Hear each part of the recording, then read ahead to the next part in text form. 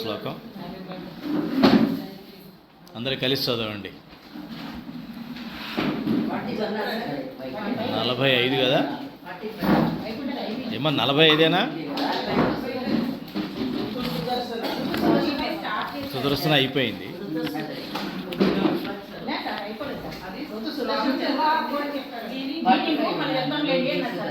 అవునా? అయితే మళ్ళీ చదవండి.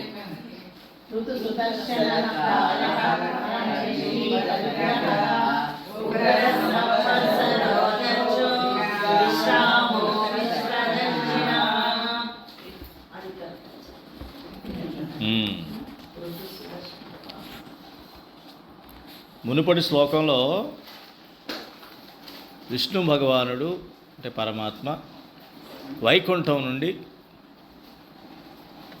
అధోక్షజ ఈ భూమిపై వరకు ఎట్లా ఏ రకంగా ఏ క్రమంలో వచ్చి ఉన్నాడో మనం ధ్యానం చేసాం.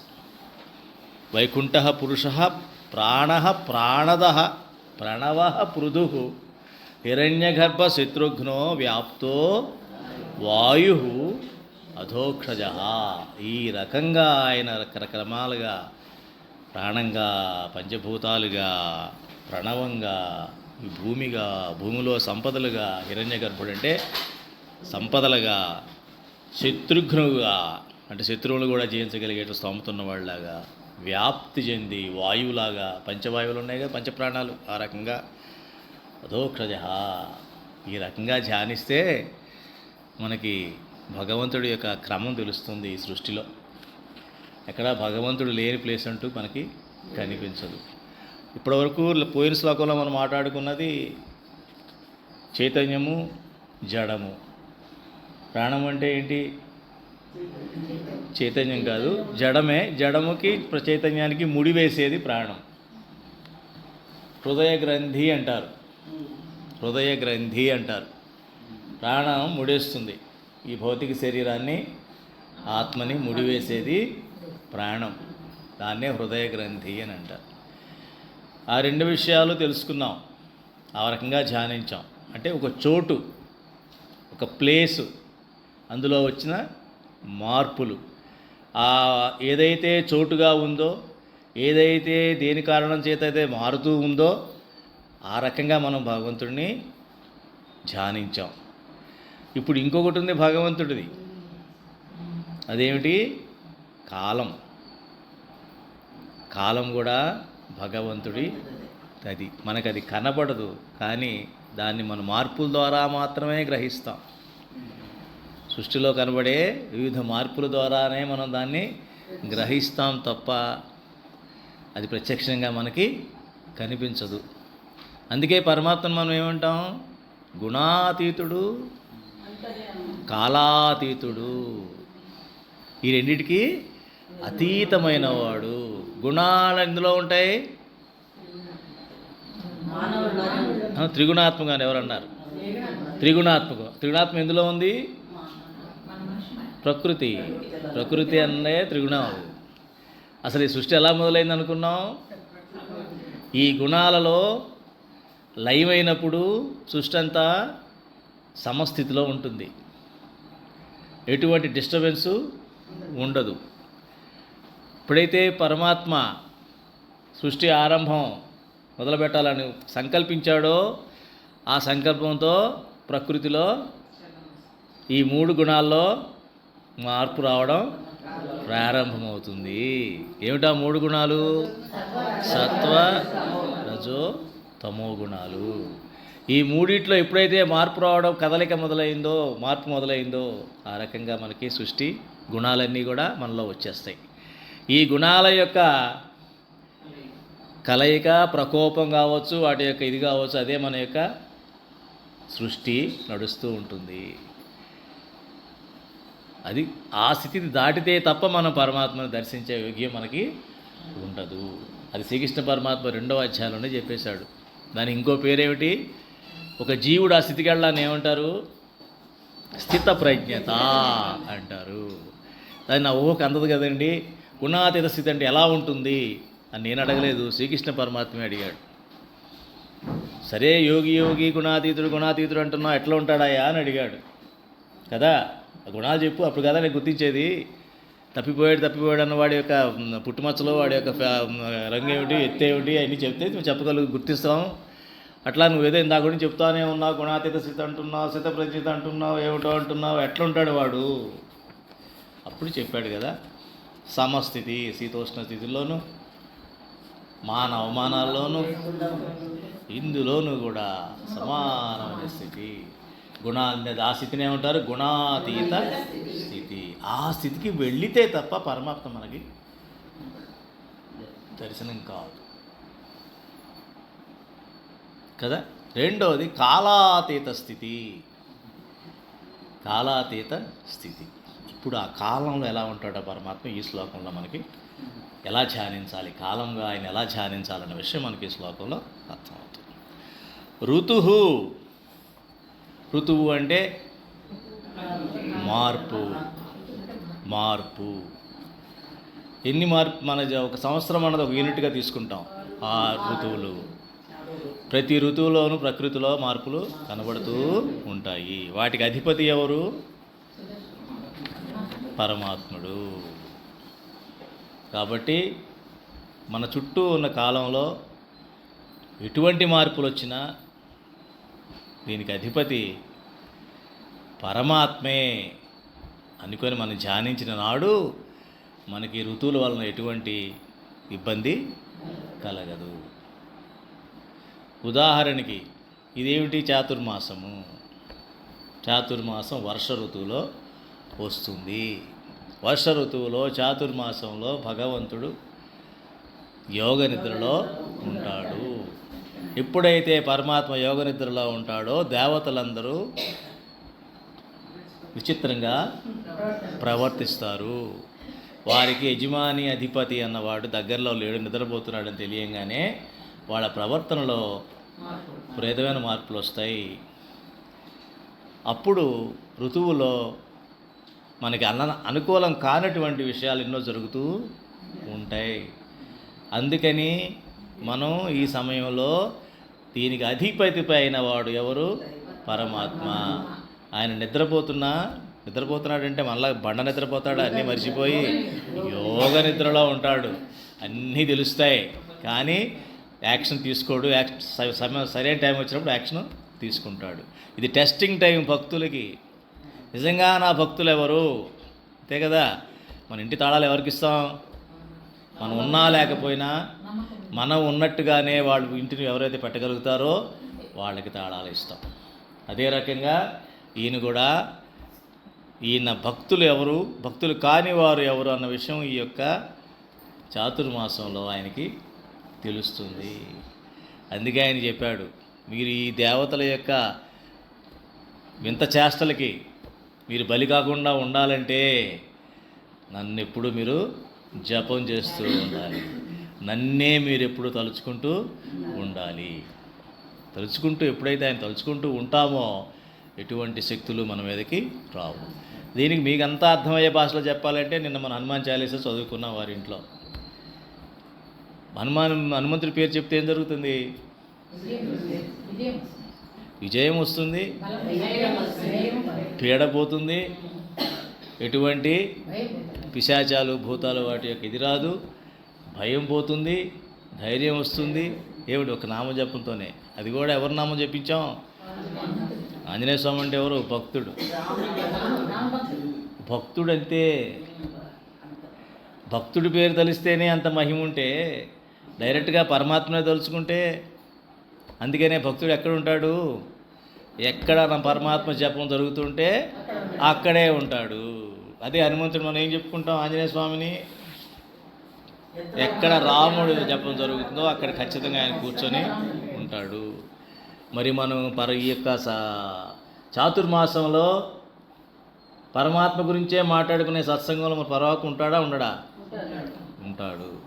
కాబట్టి ఇది చాలా పవిత్రమైనటువంటి సత్సంగం. ఈ పవిత్రమైన సత్సంగాన్ని రావడం అన్నది మీ యొక్క అదృష్టం. వచ్చిన తర్వాత శ్రవణం చేయడం అనేది ఇంకొక అదృష్టం. మనసును జయించేటువంటి భాగ్యం, అటువంటి అవకాశం ఇక్కడ మాత్రమే వస్తుంది. ఎందుకంటే పరమాత్మ స్వయంగా ఇక్కడ మనలో ఉన్నారు కాబట్టి.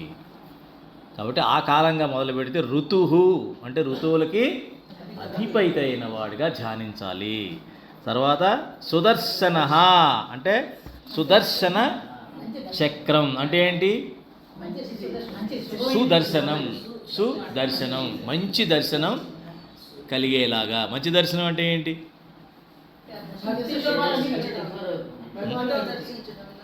ఎవరిని? పరమాత్మని. పరమాత్మని పరమాత్మని మనం అన్ని రూపాల్లో ఎందుకు దర్శించాలి? ఇప్పుడే మాట్లాడుకున్నాం. చాతుర్మాసంలో ఆయన తలుచుకుంటే ఏం జరుగుతుంది? ఆయన జపిస్తే శత్రువులు ఎవరు మనల్ని ఏవి చేయలేరు. ఆ సుదర్శన చక్రంతో పరమాత్మ వారిని సంహరిస్తాడు. కాబట్టి మన అంతర్గత శత్రువులు ఉన్నాయని మనం భావిస్తే పరమాత్మ జపం ఒకటే దానికి పరిష్కారం. ఉదాహరణకి సత్సంగంలో కూర్చున్నప్పుడు నిద్ర రావచ్చు, మనసు ఎక్కడికో పోతూ ఉండొచ్చు అలవాటు ప్రకారంగా. భగవంతుడి వైపు అంత తీవ్రంగా అది మనసు పెట్టలేకపోవచ్చు. ఇవన్నీ కూడా మనకు అవాంతరాలే, ఇవన్నీ మనకి శత్రువులే. అది గ్రహించాలి ముందు. అది మిత్రుడుగా మీ కన్నపెట్టుగా దాన్ని కనుక సాకితే మనల్ని పట్టుకొని లాక్కెళ్ళిపోతుంది. ఇది మనసు. అప్పుడు ఏం చెప్పాలి? ఇది నాకు శత్రువు, పరమాత్మ వైపు నన్ను వెళ్ళనివ్వటం లేదు, కాబట్టి పరమాత్మ నువ్వే వచ్చి ఈ శత్రువుని నీ సుదర్శన చక్రంతో ఖండించు అని చెప్పుకోగలగాలి. చెప్తే పరమాత్మ విల్ టేక్ కేర్, ఆయనన్ని తీసుకుంటాడు. అంటే ఏంటనమాట? ఇదే అనుక్షణం పరమాత్మను జపించడం అంటే అర్థం ఇది. ఏదైతే మనసు అనేటువంటి శత్రువు నన్ను నా మీద దాడి చేస్తూ ఇబ్బంది పెడుతూ ఉంటుందో, ఆయన వైపు చూడకుండా, ఆయన మాట వినకుండా, ఆయన జపం చేయకుండా చేస్తుందో దాన్ని ఖండించమని పరమాత్మకే మనం చెప్పగలగాలి. అదే కదా ప్రహ్లాదుడు నరసింహస్వామిని ఏమడిగాడు చివరిలో? స్వామి, నేను కోరుకున్నది భౌతికమైనటువంటి రక్షణ కాదు, నాకు భౌతికమైన రక్షణ ఎప్పుడో ఇచ్చావు.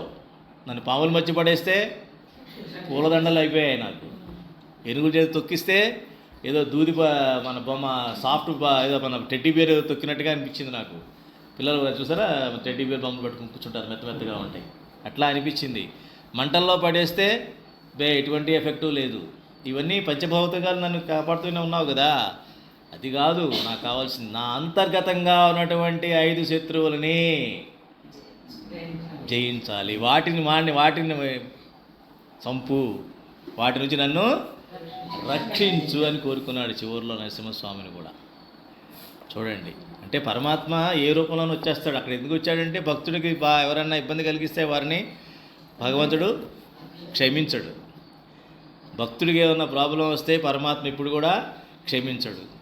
ఇంతకన్నా ఏం కావాలండి మనకి భాగ్యం? భక్తుడైతే ఏమిటి దాని నుంచి లాభం ఏమిటి అని అంటారు చాలామంది. ఇంతకన్నానా? భక్తుడు నాకేమైనా అయితే చూద్దామంటారు. నాకేమైనా అయిందనుకో అప్పుడు తెలుస్తుంది భక్తుడి సంగతి ఏమిటో. నన్ను ఏమైనా అన్నా, నాతో ఏమన్నా గొడవ పెట్టుకున్నా, ఏం జరిగినా కూడా ఏం జరుగుతుందో నీకు తర్వాత తెలుస్తుందని మనం అనకూడదు. భక్తులం కాబట్టి నవ్వేసి ఊరుకోవాలి. కానీ పరమాత్మ ఏం చేస్తాడు? ఏదో టైం చూసి ఇచ్చేస్తాడు. మనం చూసాం కదమ్మా, అంబరీషుడి కథ కూడా గుర్తుందా మీకు? అంబరీషుడి కథ గుర్తుంది కదా. దూర్వాసు లాంటి మహాపురుషునే నా వల్ల కాదయ్యా, సుదర్శన చక్రం వేస్తే విష్ణుమూర్తి ఆయన వేసిన సుదర్శన చక్రాన్ని వెనక్కి తీసుకోవయ్యా, అదేమిటి అదంటావు? నువ్వు వేసావు కదా సుదర్శన చక్రాన్ని, ఎందుకు వేసావు? నా భక్తుడికి ఇబ్బంది కలిగించావు. వేశాను, మరి నువ్వే కదా వేసింది, యజమాని నువ్వే కదా, నువ్వు వెనక్కి పిలిపించు, నన్ను రక్షించు అన్నాడు. నా చేతిలో లేదు, నా భక్తుడి చేతిలోకి నేను వెళ్ళిపోయాను. నేను భక్త పరాధీను, నేను ఎప్పుడో భక్తుల్లో గ్రహించేశారు. ఆ కిటుకు పట్టుకొని నన్ను వాళ్ళు లాగేసుకున్నారు, భక్తుడిగా నన్ను వశం చేసుకున్నారు. ఈ వశం గురించి కదా మనం చదువుకున్నాం స్వామినారాయణ మనం లాస్ట్ వీక్ సత్సంగంలో. అదే కదా, భగవంతుని ఎలా వశం చేసుకోవాలన్నదే మన టాపిక్. ఎందుకు చేసుకోవాలి, ఎలా వశం చేసుకోవాలి. వశం చేసుకున్నాడు, నేనేం చేయలేను అన్నాడు. మరి భక్తుడిగా ఇన్ని అవకాశాలు మనకి ఉన్నాయి. కాబట్టి సుదర్శన అంటే ఏంటన్నమాట? మనం భక్తుడిగా అయితే తప్ప సుదర్శనం అన్నది జరగదు. భగవంతుడిని దర్శించడం అన్నది భక్తుడిగా మారితే తప్ప ఆ దర్శనం మనకి కలగదు. అందుకని తిరుపతి వెళ్ళే ముందు ఏం చేసేవాళ్ళు అంతకు ముందు రోజుల్లో? ఒక నిష్టగా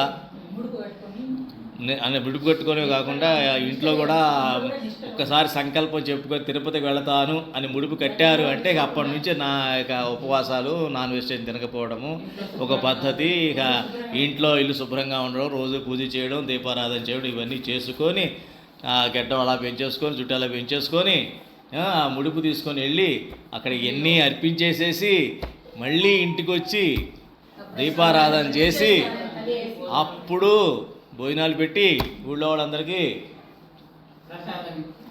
దాన్ని తీర్థయాత్ర అంటారు. ఒక నిష్టతో ఒక తపస్సుతో చేస్తే దాన్ని అంటే అర్థం ఏమిటి, ఒక భక్తుడిగా నువ్వు వెళ్ళావు, అప్పుడు ఆ పరమాత్మ నీకు లొంగిపోతాడు, వశమవుతాడు. ఇప్పుడు మనం ఏం చేస్తున్నాం, చెప్పాల్సిన పనే ఉంది, అందరూ చెప్పాల్సిన పనే లేదు, అందరికి తెలిసిన విషయం మళ్ళీ మళ్ళీ ఏం చెప్తాం మనం. తీర్థయాత్ర పోయింది, విహారయాత్రగా మారింది. భగవంతుడు ఆయన సృష్టి, అది కూడా ఆయన సంకల్పమే. ఇవన్నీ ఎందుకు, ఆయన వాళ్ళని ఎత్తుక్కుంటున్నాడు. ఆయన నా వాళ్ళు ఎవరున్నారు, నిజంగా నా భక్తుడు అన్నవాడు ఎవడున్నాడని ఎత్తుక్కుంటున్నాడు ఆయన. ఆ భక్తులతో ఆయన ఆనందంగా ఉన్నాడు. ఇదంటారు కదా, కడివడి పాలు ఏంటో చెప్పండి పద్యం.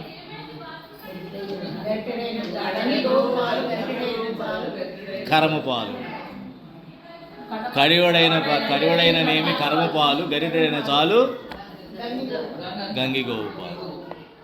కాబట్టి ఆయనకి కావాల్సిన గంగిగోవు పాలు కానీ కరము పాలు కాదు. కాబట్టి ఉన్న ఒకటి రెండు భక్తులు చాలు ఆయనకి. ఆయనకి జనం ఎంతమంది అని కాదు, పొలిటికల్ లీడర్ కాదు ఆయన.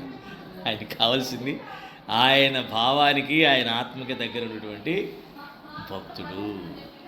వారికి ఈ సుదర్శనం అన్నది లభిస్తుంది. సో భగవంతుడి సుదర్శనం కావాలంటే ఏం చేయాలమ్మా, మనం భక్తులుగా మారాలి. భక్తులుగా మారాలంటే ఎలా అండి, సత్సంగం చేయాల్సిందే. సత్సంగం రావడమే మన అదృష్టంగా భావించాలి. ఇది చాలామందికి అవకాశంగా లేదు, మనకే దొరికిన భాగ్యంగా భావించాలి. అది నాకేదో భాగ్యంగా, నేను దొంగతనంగా తెచ్చుకున్న భాగ్యం కాదు, పరమాత్మ నాకు ప్రసాదించినట్టు వరంగా భావించాలి. అట్లా భావించినాడు నీ మనసు నీ దరిలో కూడా రాదు. డిసైడ్ అయిపోయాడు రా భక్తుడిగా, నా వల్ల కాదని పక్క నుంచి. ఈడే అప్పుడప్పుడు భక్తుడు అంటాడండి, తర్వాత మామూలే అనుకుందనుకో, ఏంటి భక్తుడు కదా ఎందుకు ఇబ్బంది పెడతామంటే ఊరిని అలా అంటుంటాడు, డోంట్ వరీ అండి, అలా అంటాడు జనాల్లో, మళ్ళీ మామూలే అని మనసు మళ్ళీ తన దారిని దాన్ని ప్రశాంతంగా మనతో హాయిగా ఫ్రెండ్షిప్ చేస్తుంది. భక్తుడిగా ఎప్పుడైతే మారుతామో మనసు ఎప్పుడు మీకు సహకరిస్తుంది. ఎలాగా, ఒక సేవకుడిలాగా. దేవతలు సేవకులుగా ఉన్నప్పుడే పరమాత్మకి సేవ చేస్తారు, అంతే కదమ్మా. వాడే యజమాని అయిపోతే ఎట్లా పరమాత్మకి చేయరు. అది సుదర్శన అంటే అది. కాలహ, ఇక చెప్పేదే ఉంది, కాలుడు అంటే కాలమే తానైన వాడు, కాలమే తాను అయినవాడు, కాలస్వరూపుడు, కాలస్వరూపమే ఆయన. కాబట్టి ప్రతి క్షణాన్ని కూడా మనం ఆయనగానే భావించి ప్రతి క్షణాన్ని ఆయన నామాన్ని మనం గుర్తు తెచ్చుకుంటూ ఉండాలి.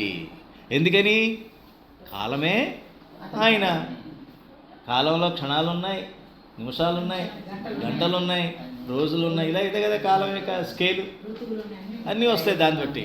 స్టార్టింగ్ ఏంటి, క్షణము. సరే క్షణం కూడా భగవంతుడే కాలం ఉన్నప్పుడు క్షణం కూడా ఆయనే కదా. మరి ఈ క్షణాన్ని కూడా ఆయన్నే భావించాలి కదా. మరి ఈ క్షణాన్ని నేను ఆయనకి అర్పించాలి కదా, ఆయన నేను గుర్తించాలి కదా. ఆయన గుర్తించినప్పుడు కదా నేను ఆయనకి అర్పిస్తాను. గుర్తించట్లేదు కదా మనం, అది కదా ప్రాబ్లం. అంటే ఆయన చివరికి మన అందరినీ మింగేస్తాడు కదా. కాలాతీతుడు అంటే అదే, కాల యముడు అని మనం ఎందుకు అంటామంటే, మన కాల యముడు ఎందుకు అంటామంటే మన కాలం కూడా లాగేస్తాడు కదా. మనకేంటంటే మన ప్రాణాలు లాగేసిన, మన కాలాలు లాగేసిన ఆయన ఏమంటాం, యముడు అంటాం. నిజంగా యముడు అంటే ఏంటమ్మా, బాగానే గుర్తు చేశారు. యమ అంటే ఏంటి, ఇక్కడ ఎంతమంది యోగా ధ్యానం చేస్తారు చెప్పండి, ఎంతమంది యోగా ధ్యానం చేస్తారు ఒకసారి చెప్పండి నాకు. మరి చెప్పండి మీరు, యమ అంటే ఏంటో.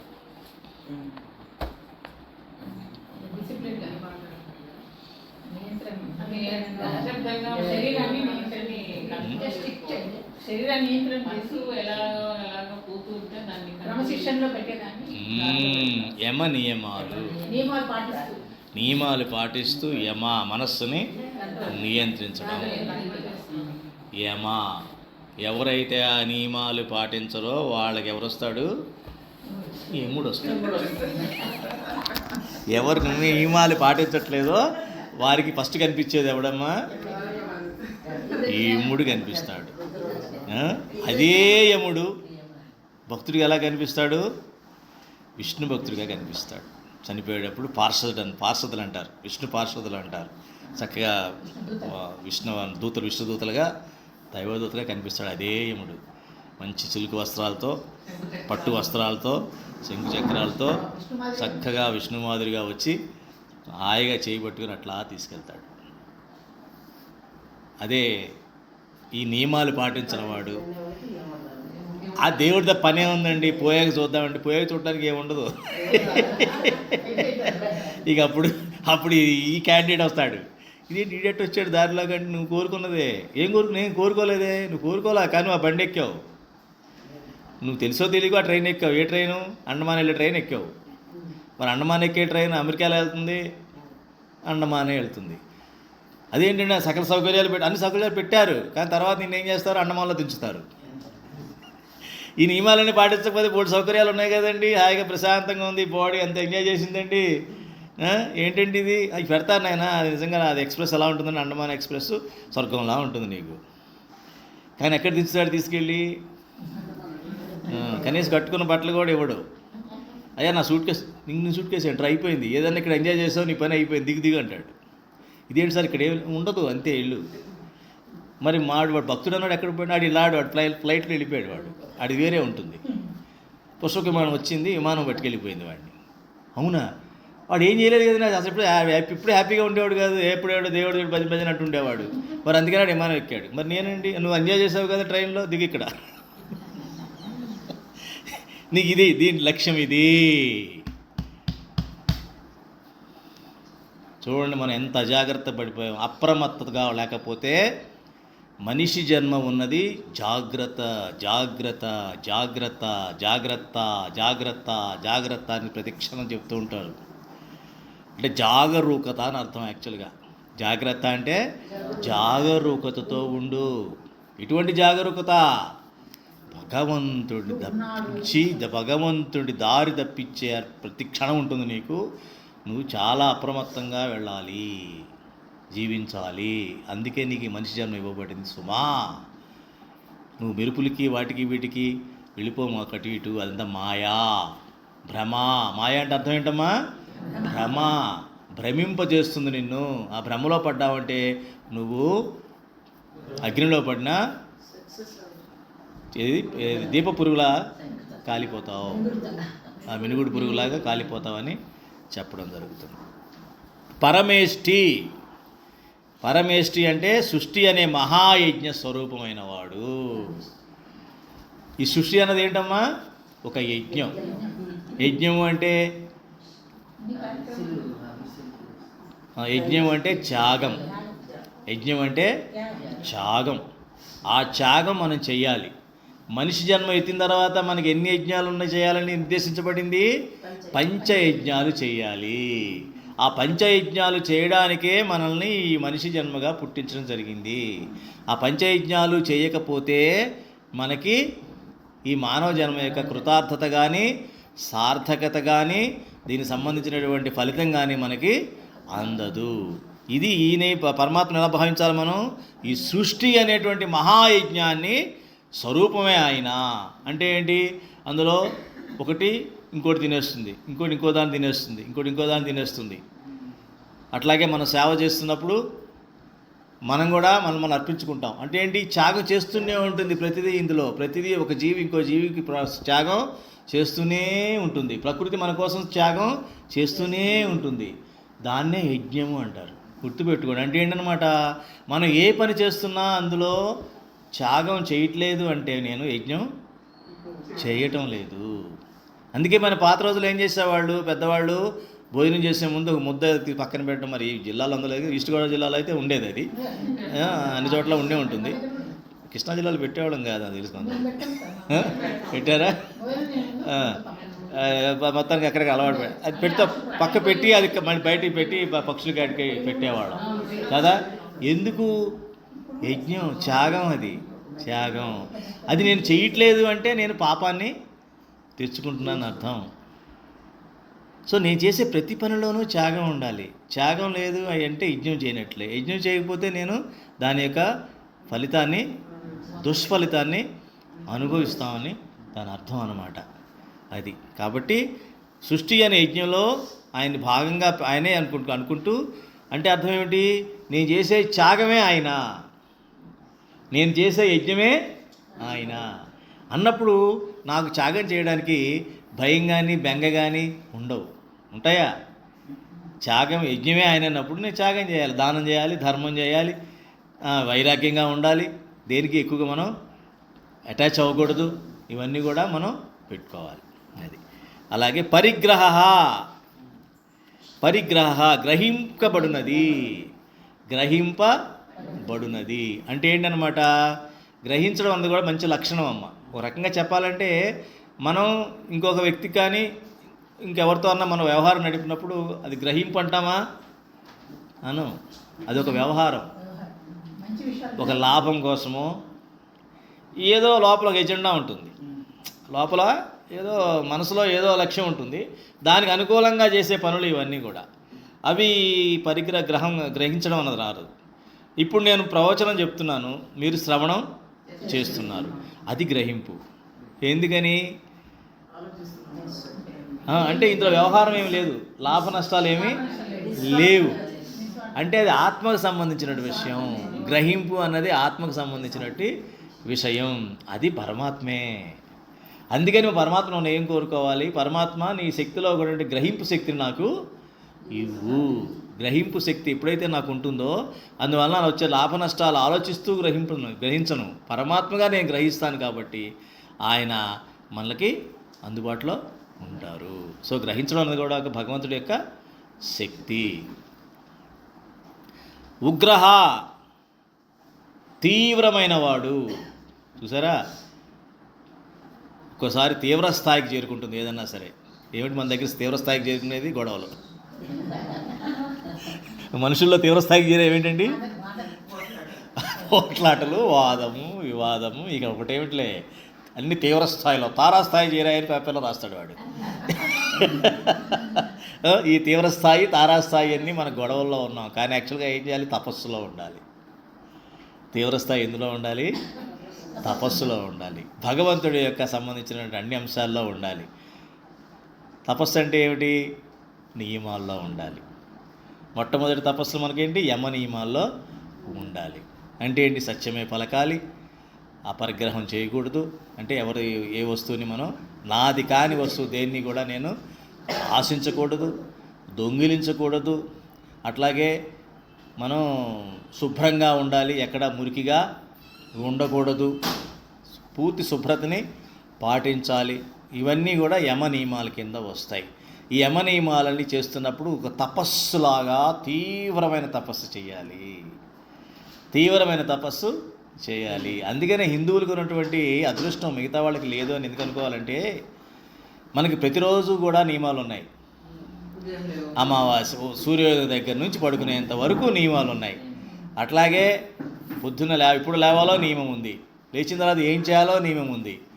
అలాగే అమావాస్యకి ఏమిటి, ఏకాదశికి ఏమిటి, ద్వాదశికి ఏమిటి, పౌర్ణమికి ఏమిటి, ఆదివారం ఏమిటి, సోమవారం ఏమిటి, అన్నీ మనకు చేయాలంటే మనకి అనుకూలత ఎక్కడా లేదు. మన అనుకొని చేయాల్సిన పని లేదు, అన్నీ నిర్దేశించబడ్డాయి. గైడ్ బుక్కే ఉంది మన దగ్గర. పెద్దవాళ్ళ శిక్షలాగా మీరు చదువుకున్నటువంటి లలితా సహస్రనామం, విష్ణు సహస్రనామం ఎట్లా ఉన్నాయో ఇవన్నీ ఇందులో ఉన్నాయి. అది శుభ్రంగా ఫాలో అయితే అయిపోతుంది. అదే యమ నియమాలు. మనం ఏం చేస్తాం? అది ఫాలో అవ్వం. అక్కడ వస్తుంది ప్రాబ్లం. ఇదేమిటి? చాతుర్మాసం ఇచ్చారు. చాతుర్మాస నియమాలు ఎంతమంది ఫాలో అవుతున్నారు? బహు తక్కువగా ఫాలో అవుతారు. ఏముందండి, పెద్ద అవసరం ఏముందండి? ఏదైనా తిండే కదండి, అప్పుడు తిన్నాం ఇప్పుడు తింటామండి, ఏమవుతుందండి? ఏమవుతుంది? తిని చూడు అంతే. తర్వాత ఏం బాగా పెయిన్గా ఉన్నాయండి, అక్కడ పెయిన్ అండి, ఇక్కడ పెయిన్ అండి, ఏంటోనండి బాగానే ఉందండి, ఎందుకంటున్నావు? మళ్ళీ ఆ తిండే తింటున్నావుగా ఇవాళ కూడా, మళ్ళీ స్పెషల్గా అయితే మళ్ళీ నొప్పులు అవి అంటావేంటి? ఏదో తేడా ఉంది కదా. అదే తిండి అదే తింటున్నాం, అట్లాగే ఉన్నా, పెద్ద మార్పు ఏమి లేదు. అయినా నీలో ఏదో మార్పు వస్తుంది. ఆరోగ్యం దెబ్బతింటోంది, మనసు దెబ్బతింటోంది, రజోగుణం వస్తుంది, తమో గుణం వస్తుంది. ఏమిటో అన్ని రకాలుగా ఇబ్బందిగా ఉంది. ఎప్పుడు చికాకుగా ఉంటుంది, ఎప్పుడు శాంతి ఉండదు, ఎప్పుడు ఒక స్థిరం ఉండదు ఒక దగ్గర. ఇక్కడికి వెళ్తే అక్కడ, అక్కడికి వెళ్తే అక్కడ శాంతి ఉందేమో అక్కడికి పరిగెట్టి, ఇక్కడ శాంతి ఇక్కడ రావడం, ఏమిటో పరిగెట్టాలి. ఇవన్నీ ఎందుకు జరుగుతున్నాయి అంటే మనలో తపస్సు అన్నది లేదు. ఒకవేళ ఉన్న తీవ్ర స్థాయిలో లేదు. అంటే తీవ్రం అన్నది లేకపోతే భగవంతుడు అన్నవాడు లేదు. దాన్నే ఏకాగ్రత అంటారు, తపస్సు అంటారు. ఏకాగ్ర చిత్తముతో మనం అది ఆచరించాలి. మరి ఇప్పుడు ఎలా అండి? సమయం అంతా అయిపోయింది, వృద్ధులు అయిపోయాం, ఇప్పుడు ఇంకా ఎక్కడొస్తాయండి కదా? కానీ మిగతా అప్పుడు వస్తాయి. మిగతా అప్పుడు ఎక్కడ లేని ఉత్సాహం వస్తుంది. అప్పుడు ఏమిటి పెద్దవాళ్ళు పరిగెట్టచ్చండి? పెద్దవాళ్ళు ఏంటి, నాకు ఉత్సాహం, నేను పరిగెడతాను. నీకు లేకపోతే నువ్వు కూర్చో, నువ్వే ముసలిదాని అంటాం.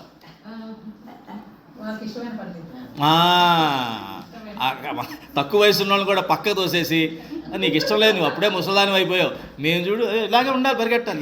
ఏది పరిగెడుతున్నా?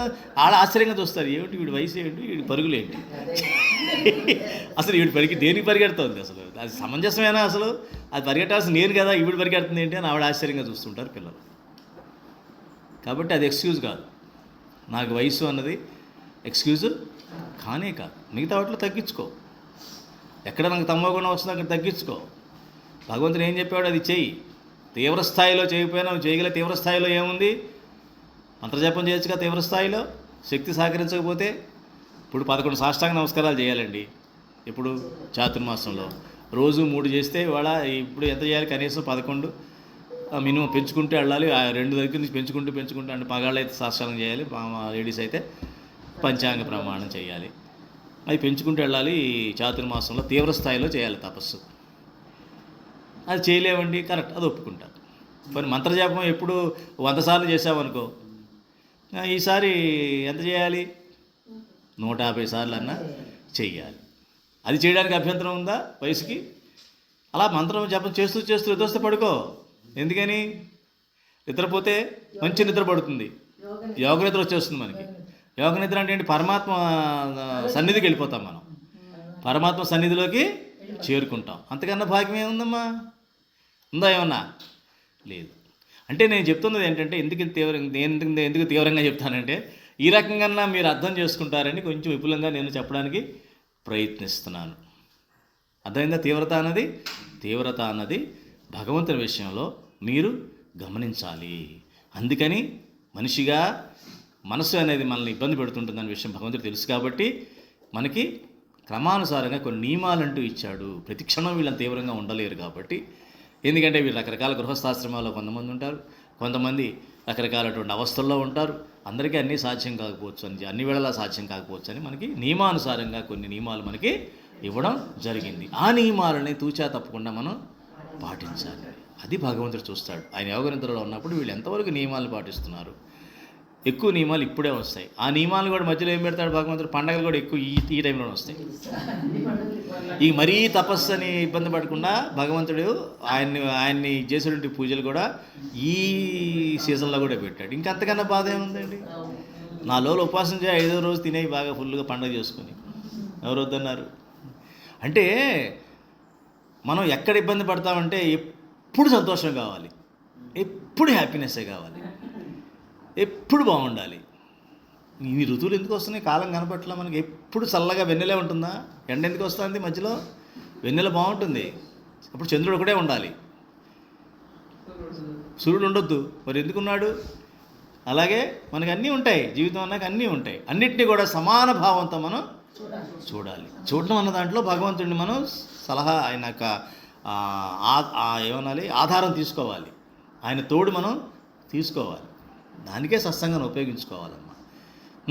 అది అట్లాగా. సంవత్సరానికే రూపుడు ఆయన. కాలానికి ఎలా రూపుడో సంవత్సరానికి కూడా ఆయనే రూపుడు. దక్ష అంటే ప్రజాపతి. ప్రజాపతి ఏంటమ్మా? సకల సృష్టి అక్కడ ఆయన నుంచే స్టార్ట్ అవుతుంది. దక్ష ప్రజాపతి నుంచే స్టార్ట్ అవుతుంది. అంటే దక్షుడు అంటే సమర్థత కలవాడు అని, అటువంటి సామర్థ్యం ఉన్నవాడు దక్షుడు ఆయన ప్రజాపతి. విశ్రామ, ఇది చాలా వింత విషయం భగవంతుడి విషయంలో. ఏమిటి ఇంత చేస్తూ కూడా మళ్ళీ ఆయన ఏమిటట విశ్రామ, ఎక్కడ అలజడి ఉండదు, అలసిపోయాను అన్నాడు. అలసటహార్ ఎక్కడ అల్లా అన్నావా? అలసటహా అని విసుగహా అని అన్నావా ఎక్కడన్నా? అనం. ఆ చేసే పని చూస్తుంటే పిచ్చెక్కిపోతుంది మనకి. తీవ్రమైన తపస్సు చేస్తాడు, సంవత్సరం అంతా ఆయనే, కాలమే ఆయనే ఉంటాడు, మహాయజ్ఞం చేస్తాడు, సృష్టికి మూలకర్త ఆయన. ఇన్ని చేస్తూ కూడా విశ్రామ, ప్రశాంతంగా ఉంటాడు. ప్రశాంతంగా ఉంటాడు. ఏమ్మా?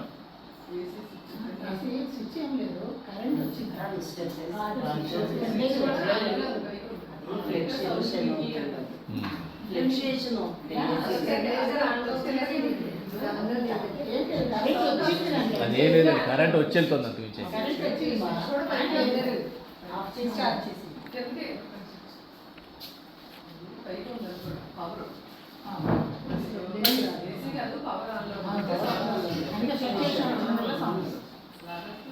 దానికి ప్రాబ్లం ఉందమ్మా, ఒకసారి ఆఫ్ చేస్తామంటే రాదనుకుంటా.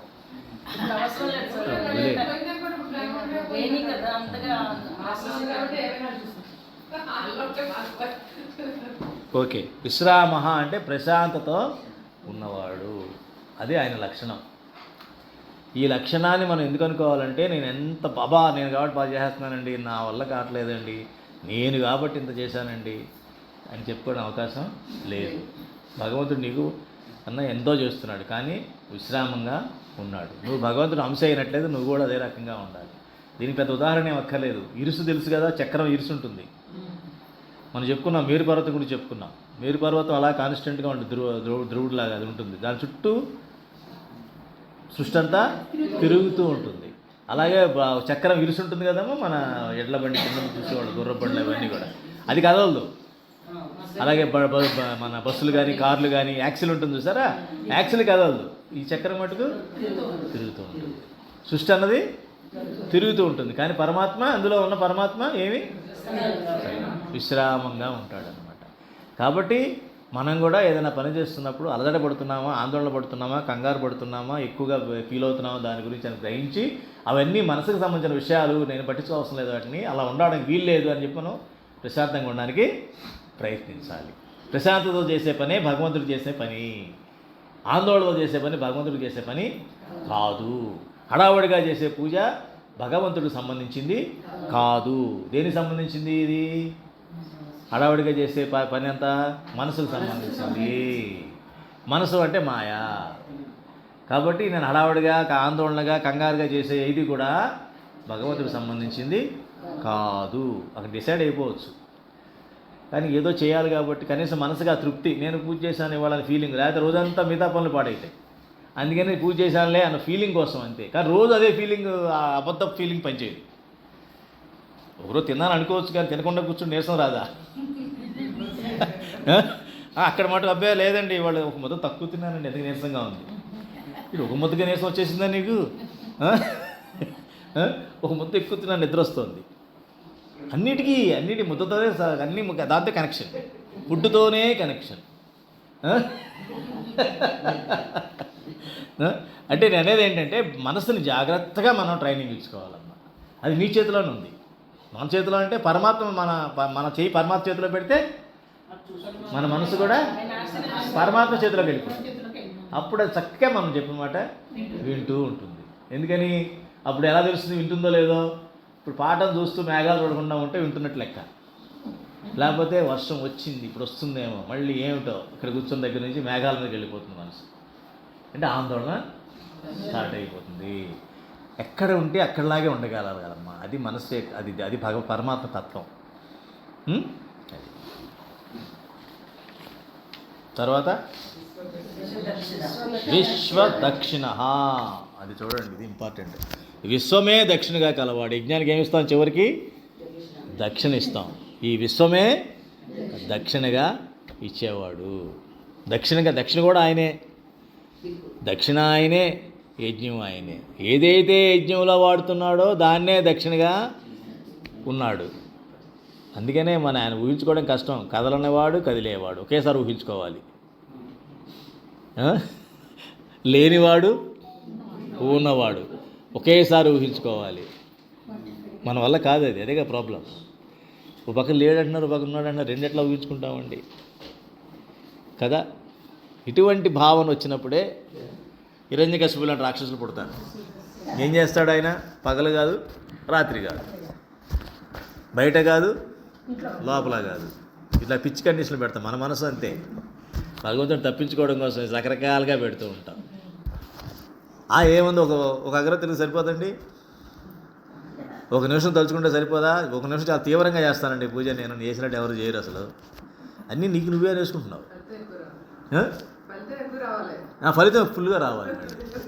ఫలితం ఫుల్గా రావాలి. భగవంతుడికి ఎందుకు అంత టైం పెట్టాలండి? అనవసరం. వ్యవహారం కోసం పెట్టాలంటే అర్థం ఉంది. భగవంతుడికి ఏదో ఒకసారి భాషలు ఆయన అర్థం చేసుకుంటాడండి. మీరే ఎక్కువ చేస్తున్నారు, అతి చేస్తున్నారు. ఆయన అర్థం చేసుకుంటాడు. వీడికేదో ఆయన అర్థమైపోయినట్టు. ఎంత చూడండి, ఎంత తెలివిగా మన తెలివితేటలు ఎంత చక్కగా వాడతామంటే మనం మనకు అనుకూలంగా. అది ఎవరికో గురిపెట్టిన కత్తి వీడి గుచ్చుకుంటుంది, వీడు తిరిగి అది గ్రహించట్లా. ఈ క్రమంలో ఏం జరుగుతుంది? నువ్వు ఎవరిపైతే ఎక్కుపెట్టి జీవితాన్ని మొదలుపెట్టావో అది నీకే గుచ్చుకుంటోంది, నిన్నే నాశనం చేస్తోంది. అది భస్మాసురుడు కదా, అదే కదా. నువ్వు మాయలో పడి నిన్ను నువ్వే భస్మం చేసుకుంటున్నావు. ఆకర్షణలో పడి నీకు ఇచ్చినటువంటి వరాన్ని, నువ్వు కోరుకున్న వరాన్ని నీకే శాపంగా మారుకొని బూడిదవైపోతావు. నీకు ఇచ్చిన వరం ఏమిటి? మనిషి జన్మ. మనిషి జన్మగా వచ్చాక నువ్వేం చేయాలి? పరమాత్మని ఆశ్రయించాలి. మరి పనులు మానేయాలా? చెయ్యి. కానీ పనుల్ని భగవంతుడికి ఇచ్చినటువంటి సేవగా చెయ్యి. స్వార్థంతో, నేను నాది అనే స్వార్థంతో చెయ్యకు. శరణాగతిని పొంది చెయ్యి. అప్పుడు నీకు ఇదంతా కూడా పవిత్రమవుతుంది. నువ్వు చేసే పని, నువ్వు మాట్లాడే మాట, నువ్వు చేసే ఆలోచన అన్నీ కూడా పవిత్రమవుతాయి. అప్పుడు నీకు సార్థకత, కృతార్థకత వస్తుంది. లేదు, మాయ వెనకాల పడతాను, వ్యామోహంలో పడతాను, అహంకారం మమకారాల్లో పడతాను, నీ కర్మ భస్మాసురుడిగా నీ చెయ్యి నీ మీద నెత్తి మీద నువ్వే పెట్టుకొని భస్మం అయిపోతావు అని అదొక కథ మనకి నిదర్శనం. అంతే కదా. మోహిని అవతారం ఎత్తితే అంటే అంతే అయిపోయింది. ఇంకా ఈ మాయల వెనకాల పడిపోయాడు వాడు, నియమాలు తప్పాడు వాడు, కోరుకున్న నియమంలోనే వాడు భస్మం అయిపోయాడు. కాబట్టి మన కోరికలు ఏది కూడా పూర్తి మేలునివ్వవు. అది చాలా అదృష్టవంతుడండి. అన్ని కోరికలు అయిపోతున్నాయి. అబ్బే, కోరికలు అనుగ్రహంగా భగవంతుడు ఇచ్చినటువంటి వరంగా వస్తే మంచిది. కానీ నువ్వు కోరుకొని తెచ్చుకున్నావంటే నీకు అది దీని తర్వాత ఇంకా రెడీ స్థానపడుతున్నావు అనమాట. రెడీగా నీకు నువ్వు కట్ చేసుకోవడానికి రెడీగా ఉన్నావు అనమాట. స్థానం పెరుగుతాను. ఇంకా కోరికలు అంటే ఏంటంటే ఆల్రెడీ నిప్పులోకి నెయ్యి పోసినట్టు. సరే ఇంకో కోరిక వచ్చిందంటే అది పోయిరా, ఆల్రెడీ మండుతుంది. ఇంకొంచెం నెయ్యి పోయి ఇంకోటి వచ్చిందండి, ఇంకొంచెం నెయ్యి పోయి అలాగ మండుతుందిలే. కానీ ఇట్లా ఉంటుందన్నమాట. అది మనం గ్రహించగలగాలి. గ్రహించాలంటేనే ఈ యొక్క శక్తిని భగవంతుడు మనకి ఇస్తున్నాడని చేసుకోవాలి. అది ఈ కథలని ఎందుకు చెప్తారండి? ఏదో కథలా చెప్పుకున్నా, చందమామ కథలా కాదండి. ధర్మ సూక్ష్మాలు ఇందులో చాలా ఉన్నాయి. ఏమి లేదు, 3 విషయాలు: ఈశ్వరుడు, మాయ, నేను. వీటి మధ్య ఈక్వేషన్ ఏంటి, బంధం ఏంటి, ఎట్లా ఉండాలి, ఈ విషయాలు తెలుసుకుంటే మనం హాయిగా గట్టు మీదకి వెళ్ళిపోతాం. లేదు అంటే వరదలు, తుఫాన్లు ఇవన్నీ దేన్నైనా కూడా రెడీగా ఉండాలి. కాబట్టి ఈ రకంగా మనం ఈ యొక్క శ్లోకంలో ఏం భావించామమ్మా? ఈయనొక కాలస్వరూపుడుగా భావించాం. ఈ కాలంలో సృష్టి అన్నది ఏ రకంగా, ఋతువుల దగ్గర నుంచి సంవత్సరం దాకా ఏ రకంగా ఉంటాడు, అది గ్రహించే స్థితి ఎలా ఉంటుంది, గ్రహించడం కూడా ఆయన స్థితే. ఒక్కొక్కసారి తీవ్రమైన వాడు కూడా ఆయనే ఉంటాడు. తీవ్రమైన వాడు అంటే ఒక్కోసారి తీవ్రంగా ఉండాల్సిన పరిస్థితి వస్తుంది. ఎప్పుడు తీవ్ర స్థాయికి వస్తుంది? ఏదైనా ఫలితాన్ని సాధించాలంటే ఒకసారి తీవ్రమైన స్థాయిలో కూడా జరగాల్సి వస్తుంది. ఎందుకని? ఇప్పుడు కొన్ని చూడండి, పెద్ద పెద్ద భూకంపాలు కూడా వచ్చేస్తుంటాయి. ఎందుకు వస్తాయి? పరమాత్ముడు ఇష్టం అంతే. మనకి చెప్పడం కోసం ఆయన చేతిలో ఉంటుంది. తీవ్ర స్థాయిలో చేస్తాడు ఒక్కోసారి. అవన్నీ కూడా మనం సునామీలు ఇవన్నీ మామూలే, మా ప్రకృతిలో ఉండే పరిణామాలు ఇవన్నీ. తర్వాత శ్లోకం.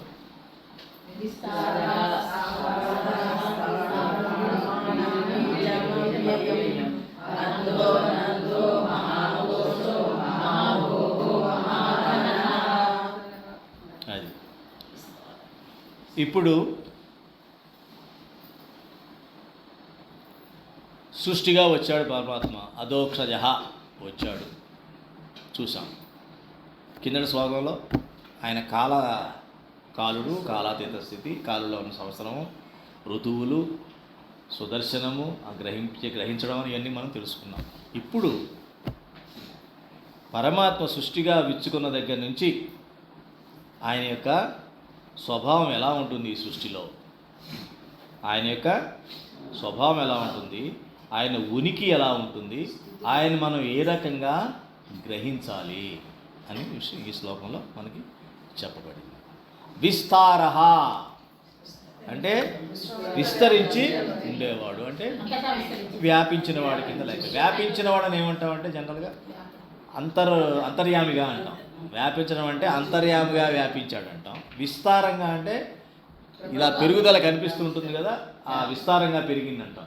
అంటే మనకు కనబడే సృష్టి అంతా మనకు కనిపిస్తుంది కదమ్మా. కాలం కనిపిస్తుంది కానీ సృష్టి అంతా మనకి కనిపిస్తుంది. గుణాలు మనకు కనిపించవు, కాలము కనిపించదు. కానీ ఈ భౌతికమైనటువంటి మొత్తం మనకి కనిపిస్తూ ఉంటుంది. అది విస్తారంగా ఉంటుంది ఈ సృష్టి. నేను లెక్క పెట్టలేనట్టుగా ఉంటుంది. మనకు తెలుసు కదా 82 లక్షల జీవరాశులు ఉన్నాయి. ఇప్పటికీ కొన్ని కనుక్కోలేదు. ఇంకా ఆ 82 లక్షల జీవరాశులు ఏమిటి అన్నది ఎవరికి కూడా ఇంకా పూర్తి లిస్ట్ ఎవరి దగ్గర ఇంతవరకు లేదు. ఇంకా కనుక్కుంటూనే ఉన్నారు. అర్థమైందమ్మా? అట్లా స్థాణుహు విస్తారంగా ఉన్నాడు, కానీ కదలిక లేకుండా స్థాణులాగా ఉన్నాడు, నిశ్చలంగా ఉన్నాడు. ఇదే అర్థం కాదు. విస్తారంగా ఉన్నాడు, నిశ్చలంగా ఉన్నాడు. ఇది మనిషికి ఒక్కడికే అర్థమవుతుందమ్మా. మన దృష్టిలోనే అర్థమవుతుంది. ఎందుకంటే అందరికీ 24 గంటలే ఉంటాయి కదమ్మా, అవునా? అట్లాగే అందరికీ ఇదే పంచేంద్రియాలు, ఈ జ్ఞానేంద్రియాలు ఉంటాయి పెద్ద మనిషి అన్నవాడికి. కానీ అందరూ అన్ని పనులు చేయలేరు. కొందరు కొన్ని పనులే చేసి అలసిపోతూ ఉంటారు. కొంతమంది ఎన్ని పనులు చేసినా, ఎంత గొప్ప పనులు చేసినా అలసట అన్నది వాళ్ళలో కనిపించదు. గొప్ప గొప్ప పనులు చేస్తూ ఉంటారు. అంటే ఏమిటి? వాళ్ళలో ఆ యొక్క నిలకడ శక్తి ఏది? ఈ స్థాణువు అన్న శక్తి వాళ్ళలో ఉంది అన్నమాట. అంటే ఏంటి? ఎంత పనులు చేసినా అన్నీ భగవంతుడికి అర్పించి చేస్తారు కాబట్టి వాళ్ళు దాన్ని కదలిక లేనట్టుగా భావిస్తారు. అంటే ఏంటి? ఈ చెయ్యి పనిచేస్తుంది అనుకోండి, చెయ్యి చేస్తుంది అంటాడు అంతే. మనసు పనిచేస్తుంది అనుకోండి, నా మనసు చేస్తుంది అంటాడు. అంతేగాని ఈ చెయ్యి ఏం చేయాలి, ఏ పని చేయాలి? మాయ పని ఏది చేయకూడదు. నాలో ప్రకోపం తెచ్చే గుణాల్లో ప్రకోపం తెచ్చే పని ఏది కూడా చేయకూడదు. ఆ రకంగా మన భగవంతుడికి పనే మనం చెయ్యాలి.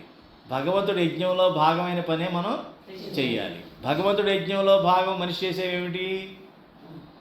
పంచయజ్ఞాలు. నేను చేసే పని ఈ పంచయజ్ఞాల్లో ఉందా లేదా? ఈ పంచయజ్ఞాల్లో అది లేదు అంటే నేను అది చెయ్యకూడదు. చేస్తే అది పాపంగా మారుతుంది. సింపుల్, అంతే కదా. శ్రీకృష్ణ పరమాత్మ భగవద్గీతలో చెప్పాడు ఏమని? యుక్తాహార విహారస్య, మితంగా తినమన్నాడు, మితంగా విహారయాత్రలు చేయమన్నాడు. మనం ఏం చేస్తాం? ఏదైనా అతి చేస్తే కానీ నాకు ఆనందం రాదు. అతిలోనే ఆనందం తెచ్చుకునేటువంటి దౌర్భాగ్య స్థితికి మనం దిగజారిపోయాం. అదే పెద్ద అభివృద్ధిలాగా, అది చాలా భాగ్యంలాగా, అది చాలా అదృష్టంగా మనం భావించే పిచ్చోళ్ళం అయిపోయాం, మూర్ఖులం అయిపోయాం. శ్రీకృష్ణ వారు చెప్పాడు కదా అందులో, దీనికి సంబంధించిన వ్యవహారాలని చాలా మితంగా చేయవయ్యా. దీనికంటే ఏంటి, శరీరం కావచ్చు, మనసు కావచ్చు, దాని ఊరిని ఫీడింగ్ చేయమాక బాగా అల్సేషన్ డాగ్లాగా వాటిని జాగ్రత్తగా కొంచెం బక్క చెక్కని ఏం కాదు, మంచిగానే ఉంటుంది. నీకు కావలసిందల్లా నీ మనసుని భగవంతుడి వైపు లక్ష్యం పెట్టుకొని శరణాగతి పొంది చెయ్యి అయిపోయినా. కానీ దీనికోసం చేసావంటే అనవసరంగా నువ్వు ఇబ్బంది పడిపోయి ఈ సంసార చక్రంలో పడిపోతావు, మళ్ళీ పదే అదే తప్పు చేస్తూ ఉంటావు, ఇబ్బంది పడతావు అని చెప్పాడు. అదే రకంగా మనం ఇక్కడ కూడా గ్రహించాలి. ఏమ్మా అది ప్రమాణం. ప్రమాణం అంటే ఏంటి? ప్రతిదానికి కొలమానం అంటే ఒక దాంతో మనకు చెప్తారు, చాలామంది చెప్తాం మనం, సత్యమే పలుకుము అని. ఏంటండి ప్రమాణం అంటాం. మన యొక్క జీవితం మొత్తానికి ఏది ప్రమాణం? ముఖ్యంగా హిందువులు తీసుకుంటే హిందువులకి సనాతన ధర్మం ప్రమాణం. సనాతన ధర్మానికి ఏది ప్రమాణం? వేదాలు, వేద ఉపనిషత్తు. సరే అంత అర్థం కావు కదండి, ఎక్కడ చెప్పగలను నేను ప్రమాణం అని చెప్తే? పురాణాలు, భగవద్గీత, విష్ణు సహస్రనామం, ఇవన్నీ ఏదైతే భగవంతుడి గురించి చెప్పబడ్డాయో ఆ యొక్క గ్రంథాలన్నీ మనకి ప్రమాణం. అంతేగాని ఆ ఎల్లయ్య పుల్లయ్య చెప్పిన ప్రమాణాలు మనకి కాదు. పరమాత్మ ఎక్కడన్నా ఈ విషయాన్ని మనకి చెప్పాడా? చెప్పింది నేను చేస్తున్నానా లేదా? ప్రమాణం ఏమిటి దీనికి అంటే పరమాత్మే ప్రమాణం. ఎందుకని వేదాలు ఎవరితో చెప్పబడ్డాయి? పరమాత్మతో చెప్పబడ్డాయి. కాబట్టి ప్రమాణం ప్రతిదానికి కొలత అయినవాడు. అంటే మనం ఏ పని చేసినా ప్రమాణబద్ధంగా చెయ్యాలి. ప్రమాణబద్ధం కానిది ఏ పని మనం చేయకూడదు. ఇది నిజంగా పరమాత్మ చెప్పినట్లు ప్రమాణాలు ఎక్కడన్నా ఉందా? అప్పుడు మనవాళ్ళు వితండవాదులు ఏమంటారు? అదేంటండి మన భారతంలో మరి ద్రౌపదికి 5 భర్తలండి, అది ప్రమాణం అండి అంటాడు. పిచ్చి పిచ్చి క్వశ్చన్లు వేస్తారు, అంతే కదా. అవి ప్రమాణాలు కాదు. దాని వెనకాల చరిత్రకి వెళ్తే నీ కర్మే నిన్ను అలా చేస్తుందని చెప్పేసి ప్రమాణం ఉంటుంది. ద్రౌపది చరిత్ర వెనక్కి వెళ్తే అర్థమవుతుంది. అలాగే బబ్రువాహనుడి చరిత్ర వెనక్కి వెళ్తే అర్థమవుతుంది. కర్ణుడి చరిత్ర వెనక్కి వెళ్తే అర్థమవుతుంది వాడు ఎందుకు అట్టున్నాడు, అర్జునుడు ఎందుకు అర్థమవుతాయి అన్నీ కూడా. అంటే ఏంటి, ఈ జన్మ అన్నది వీడి యొక్క కర్మ అన్నది ఇప్పుడు చేసిన దాన్ని బట్టి ఉండదు. ఎక్కడి నుంచో వరదలో కొట్టుకొచ్చినట్టు ఆ మురికి కొట్టుకొస్తూ ఉంటుంది. కొట్టుకొచ్చిన వాడు అనుభవిస్తూనే ఉంటాడు. అందులో భాగం అని తెలిసినప్పుడు అమ్మో అది గ్రహించడు. సినిమా స్టోరీ చెప్పి మనకి ఏదో చెప్తూ ఉంటాడు. ఏముందండి, రాముడు ఆ తండ్రి మాట విన్నాడు, ఎందుకండి నాశనం అయిపోయాడు, అడవికి ఏం సుఖపడ్డాడండి. ఇది విమర్శించమని చెప్పలేదురా, ప్రమాణం చెప్పారు. ప్రమాణం అంటే ఏంటి? తండ్రి పితృవాక్య పరిపాలన చెయ్యాలి ఎట్టి పరిస్థితుల్లో. చేస్తే ఏంటి నాకేంటి ఏముండదు, మళ్ళీ పిచ్చి జన్మలు రావు అంతే. ఇప్పుడైతే ఏదో పుట్టావు బాగానే, నీకు అదృష్టం, ఏదో పాత అకౌంట్ ఉంది, అది మంచి కూడు గుడ్డ నీడ బాగున్నాయి, ఆయుష్ బాగుంది, అన్నీ బాగున్నాయి, అన్ని ఐశ్వర్యాలు ఉన్నాయి. కానీ తర్వాత ఎక్కడ పోతావు తెలుసా? తెలియదు కదా. అది కర్మ. అదేలాగా నువ్వు ఉన్న ప్రమాణం ఇస్తాను, ఇవ్వండి, చెప్పు ప్రమాణం చెప్తా. భరతుడు జడభరతుడు కదా, లేకపోతే ఇందాక ఆయన చెప్పారు, రామారావు గారికి చెప్పారు లైబ్రరీలో. ఏమిటది? మహాచక్రవర్తి ఏం చేశాడు? చక్రవర్తి అయినా కూడా భగవంతుడు దయ వలన విరక్తి కలిగింది. ఏమంటారా ఈ తినడం పడుకోవడం, కిరీట తగిలించుకోవడం, కూర్చోవడం, అడిగి చెప్పడం, నీళ్ళు రావడం, రథం మీద రావడం, ఏంటి జీవితం అనుకున్నాడు. సంథింగ్ లైక్ భగవంతుడి వలన వాడికి ఏదో వైరాగ్యమైన ఐశ్వర్యం వాళ్ళు ఎంటర్ అయ్యి లేదు నాకు ఇది చాలు, ఇది భగవంతుడిని పొందాల్సిందే, నేను ఆ ఆనందాన్ని పొందాలి. భగవంతుడికి ఆనందం బ్రహ్మానందం పరమానందం. ఇవాళ ఏ రోజుగా రాత్రి పడుకోవాలి, పొద్దున్న మళ్ళీ ఆనందంగా పరిగెట్టాల్సిన అవసరం లేదు. అటువంటి ఆనందం కావాలని ఎక్కడో తెలుసుకున్నాడు. భగవంతుడి అనుగ్రహం కలిగింది. అన్నీ వదిలేసి అడవికి వెళ్ళాడు. అడవిలోకి వెళ్ళి చక్కగా తీవ్రమైన తపస్సు, తీవ్రత అన్నట్టే తీవ్రమైన తపస్సు చేస్తున్నాడు. ఎదురుగా ఒక లేడీ, గర్భవతి అయిన లేడీ, వరద వస్తే అది దాటపోయి అది తల్లి చనిపోతుంది, అక్కడ డెలివరీ అయిపోతుంది. చిన్న లేడీ పిల్ల అక్కడ పడి ఉంటుంది. మన వాడిలో ఉన్నట్టు కరుణ బయటకు వచ్చింది. దయ, కరుణ ఈ బయటకు వచ్చి వ్యామోహం కింద మారి దాన్ని పెంచడం మొదలుపెట్టి ఈ ధ్యానం లేదు, తపస్సు లేదు, ఏమీ లేదు. శుభ్రంగా ఆ లేడీకి అటాచ్ అయిపోయాడు. మసడు జన్మ ఏమైందమ్మా? ఆ కథ చెప్పేసి నమస్కారం వేస్తారు, వెళ్ళిపోతాం పక్కకి, అంతే కదా. కాబట్టి నెక్స్ట్ టైం నువ్వు ఏమవుతావు దీన్ని బట్టి డిసైడ్ చేసుకో, నేను చెప్పకూడదు నీకు అంటావు, అంతే కదమ్మా. ఇది ప్రమాణం అంటే. మనలాంటి భక్తులు ఏం చేయాలి? అటువంటి ప్రమాణాలు తీసుకొని జాగ్రత్తగా ఉండాలి. ఆఖరి వచ్చే ఆలోచన ఎటువంటి చెత్త ఆలోచన వస్తుందో మనకి తెలియదు. కాబట్టి సత్సంగాలు, మనసును అదుపులో పెట్టుకోవడము, నియమాలు, ఎవరు ఏమనుకున్నా సరే ఉన్నది ఇద్దరే. ఎవరు? పరమాత్మ, ఆత్మ. ఈ శరీరం కూడా లేదు. శరీరం పరమాత్మ కాదు, మళ్ళీ శరీరం పరమాత్మ అంటే చచ్చిపోతాం. మళ్ళీ రావణాసుడే కూర్చుంటుంది, ఈ రావణాసుడే కూర్చుంటుంది, 10 తల్లో వస్తాయి దీనికి. మళ్ళీ ఆ నాలో ఉన్న ఆత్మే, ఇది కాదు. దీన్ని మొదలుకొని మనసు వరకు కాదు, ఇది మొదలుకొని బయట కనబడే శరీరం దగ్గర నుంచి కనబడని అంతఃకరణ వరకు నేను కాదు. ఇవన్నీ నాకు ఇక్కడ ధరించబడ్డాయి. ఎందుకు? నాలో జీవాత్మకు ఉన్నటువంటి మురికిని కారణమైనటువంటి దానికి ఏం చెప్తాడంటే భగవాన్ స్వామినారాయణ, బీజం తెలుసు, విత్తనాలు తెలుసు కదమ్మా. ఆ విత్తనాలని కనుక మనం అలాగే ఉంచి మళ్ళీ నాటేస్తే శుభ్రంగా మళ్ళీ మొక్క వచ్చేస్తుంది. ఎప్పుడు వస్తుందో తెలియదు, అలా పడేసిన మొక్క వచ్చేస్తుంది. అదే దాన్ని బాగా వేయించేస్తే ఇక రాదు. ఆ రకంగా దీన్ని శుష్కింపు చేయాలి. అంటే బాడీని కాదు, మనసు నాటిని ఆ రకంగా చేసేయాలి. అందులో మళ్ళీ ఎటువంటి పరిస్థితిలో కూడా మొలకెత్తకూడదు. ఎటువంటి అనుకూల పరిస్థితి కలిగినా కూడా మొలకెత్తకూడదు. మనకు ఏం చేస్తాయి? మనకు మొలకెత్తేస్తుంటాయి. కూడా చిన్నప్పుడు చాలా కష్టాలు పడ్డామంటే రాక వచ్చింది ఐశ్వర్యం, ఇప్పుడు ఎంజాయ్ చేయాలండి మొత్తం లైఫ్ అంతా. లేట్ అయింది కొంచెం, అయితే ఏంటంట అంటాడు వాడు. మొలకలు స్టార్ట్. వాడికి లేడి మొలకలు అయితే మనకి ఈ మొలకలు స్టార్ట్. ఒక మొలక కాదు, 100 మొలకలు. ఈ 100 మొలకలకి ఎన్ని జన్మలు ఎత్తాల్సి వస్తుంది?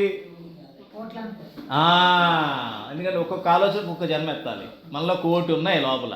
ఈ 1 కోటి తీరాలంటే, ఈ 1 కోటి జన్మలో తీరాలంటే, 1 కోటి కోరికలు తీరాలంటే 1 కోటి కోరికలకి మనకి 1 కోటి జన్మలు ఎత్తాల్సిందే. కాబట్టి ప్రతి చిన్న ఆలోచన కూడా జన్మకి కారణం అవుతుంది. అందుకని అప్రమత్తంగా మనం ఉండాలన్నమాట. తెలిసిందమ్మా? సగం చెప్పుకున్నాం, 4 అయిపోయింది. కాబట్టి రేపు కంటిన్యూ చేయాలి, ఎల్లుండి కంటిన్యూ చేయాలి. అమ్మా ప్రార్థన చేసేయండి. అది ఎల్లుండి, రేపు ఉంది. రేపు సత్సంగ దీక్ష ఉంది, ప్రార్థన చేసేయండి. అదక్షరం